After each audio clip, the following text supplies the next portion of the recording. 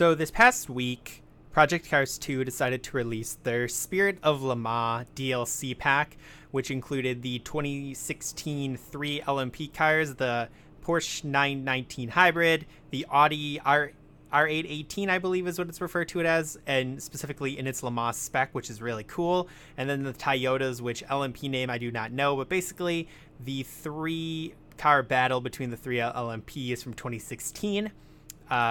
And then as well as the vintage Le Mans circuit and a bunch of classic vehicles, which we are going to take a look at eventually. But today I want to basically just look at the Porsche 919 Hybrid. It's kind of what I've been messing around with for like 4 or 5 hours. I had never driven an LMP1 car in a sim before, like 5 hours ago, basically, in the course of over a couple of days of messing around with this.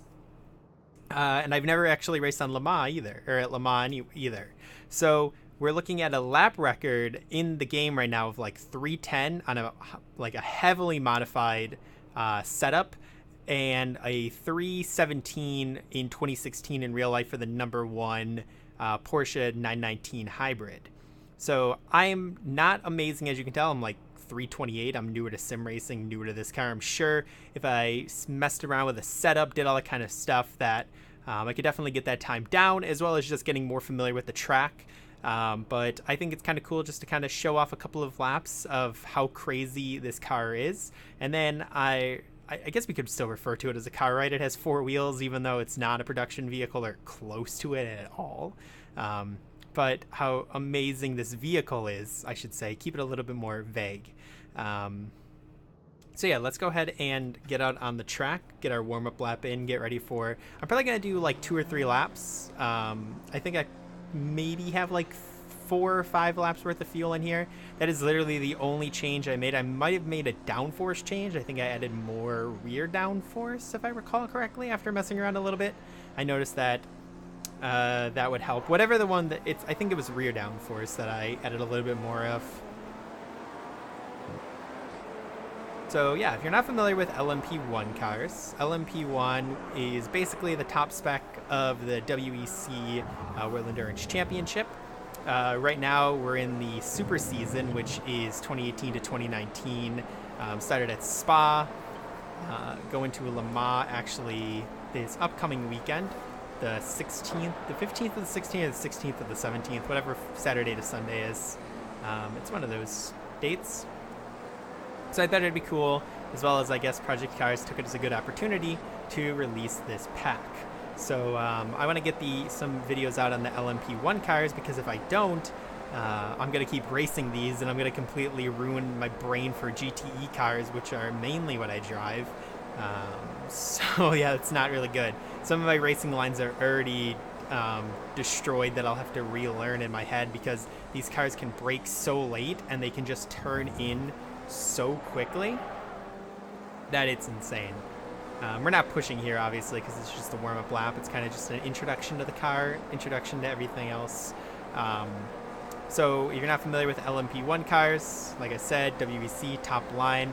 We're in this weird middle season. Porsche, Audi backed out, Honda's left, and then a bunch of private owners are in there, like Rebellion and I forget the other ones, but basically Rebellion is the other, like the second biggest one in there now, besides for like the manufacturer being Toyota. But they actually just released what they're looking at for 2020 for specs, and a bunch of teams are apparently like considering it, in keeping like costs down, limiting it to 75% of what these cars cost, because these cars, the Porsche and the Audi, I believe the programs were like $100 million programs, which is absolutely insane.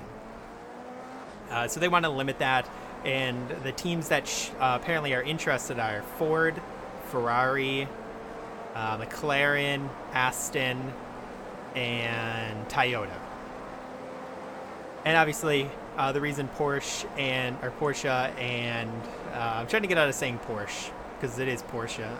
Porsche and Audi are not considering it is because they're now in Formula E. They view that as more of a direct relation for electric engines and MG-UKs, which I believe are the electric ones, stuff more like that, you know, like working more in terms of straight electric versus the systems in these LMP1 cars, or in the new classification for these LMP1 cars, which are basically going to prevent you from creating your own electric like KERS system and having you pick between like 3 or 4 that exist already. So it's going to be more about racing than it is necessarily going to be about transferring all that to cars in like 5 to 10 years, which the current and previous LMP1 cars were more focused on. They're also going to stop referring to it as LMP1, which is kind of unfortunate. Personally, I like the LMP ones, the Le Mans prototype, but it is what it is. So, you know, I can't use KERS on the warm-up lap, but I'm going to be definitely using a lot of it when we go into this lap. So let's get ourselves straightened out. Once we cross the start-finish line, gonna bust out that KERS system a little bit. I don't want to use too much here because I like utilizing it a little bit more throughout the track in some of the areas I deem myself a little slower. Okay. See, that, I guess that area is a little bit trickier for me. You can see on like just the way the car's set up, it's a little bit harder. Another thing to remember is you really want to whip these cars through the corner. I'm not used to that, and I was actually just watching some like videos on people.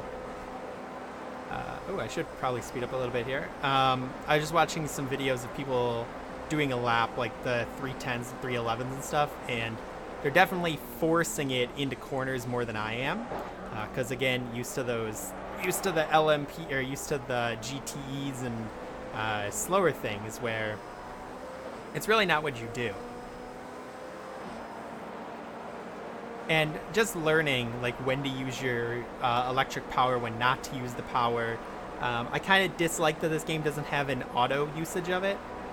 Like iRacing, you can put it. It definitely does have auto use, which is nice because it's an extra thing to think about. And if there's parts of the track that it's like, hey, this is, you know, we deem this the most useful, that'd be a nice thing to know. And we don't really care if our lap time's invalidated. First of all, the way that they do that for like, I didn't gain an advantage by cutting that corner. So I didn't even cut a corner actually. I went off track a little bit more than I should have coming out of a corner. Got slowed down there, but basically I just know where we're supposed to be. So I'm ahead of where I normally am at this point by about 2-ish seconds. I know I'll lose that somewhere else though, so I'm not too excited about that. But I feel like I can. There's a couple of areas that I can definitely make up time. I just gotta learn to carry more speed, like right there. I stop too much, but then there's certain turns where I don't stop enough, and then I end up just driving myself into the wall, or having to brake really hard. Yeah, so yeah, see, I misused my electric a little, because normally what you want to do is you want to power down this straight, give yourself a lot of speed, so that way when you don't step on the gas and you just turn your way through here, as you can hear my wheel probably vibrate, you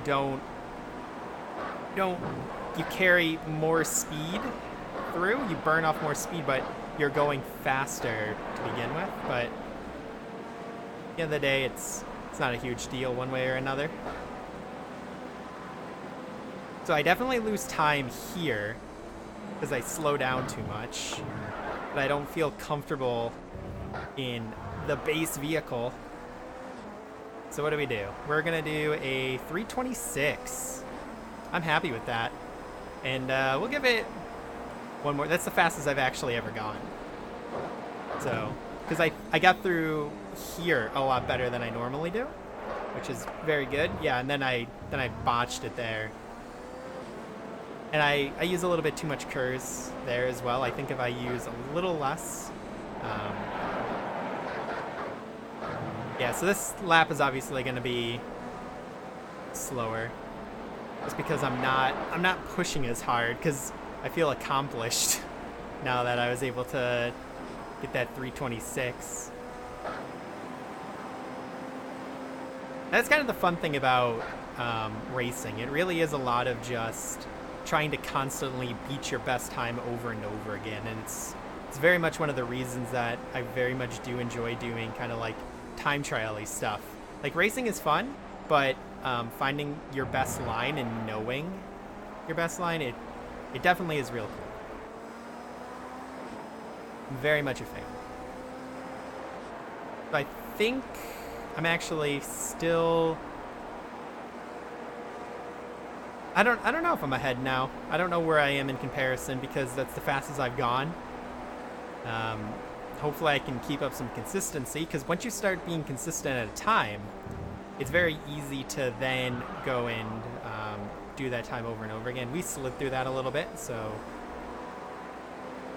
I'm not expecting best time. And I gotta go through and actually like turn on sectors and stuff like that. I just thought it would be more immersive just to have like no HUD on or anything like that. Because personally, I think it is. Okay, overshot that a little bit. That's fine. Use curves down here anyways. Yep. Okay, so 2 seconds ahead of my 228, which is very good. I'm very happy with that.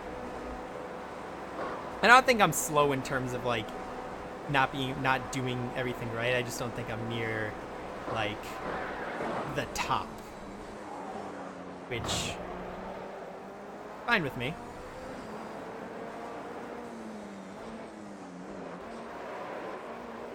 I don't even want to know where I would be if I didn't have a wheel.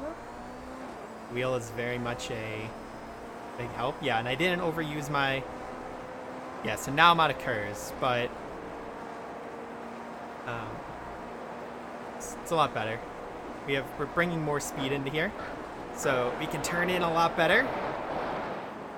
You hear the screaming of those wheels as you kind of just push them to their absolute limits, but the downforce keeps you going, which is awesome.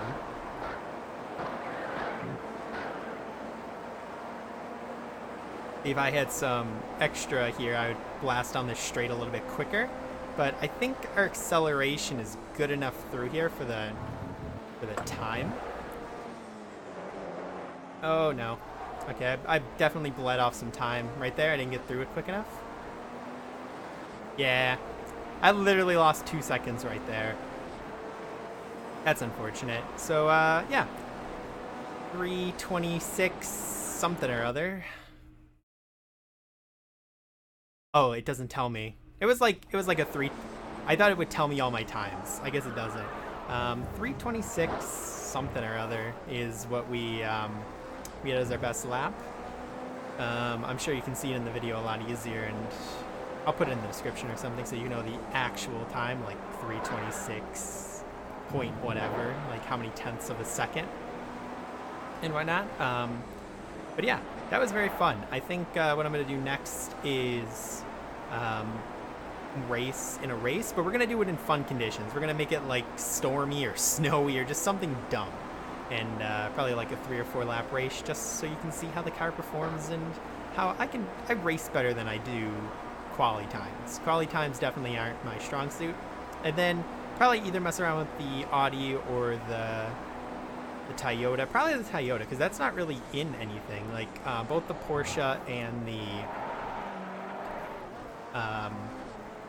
Audi are in a couple of different games, so it'd be cool to see how the Toyota performs in comparison to the Porsche and the Audi. But we'll see what happens next. So if you enjoyed, you can do all the normal things and then let me know what your time is, because I'm curious how much people beat me or how far people are behind me, because maybe you can make me feel better about my time. So I will... I didn't have my hands on my wheel there, so that would explain it. So, yeah, thanks for watching. Leave a like, subscribe, do all that jazz, and I'll see you in the next one.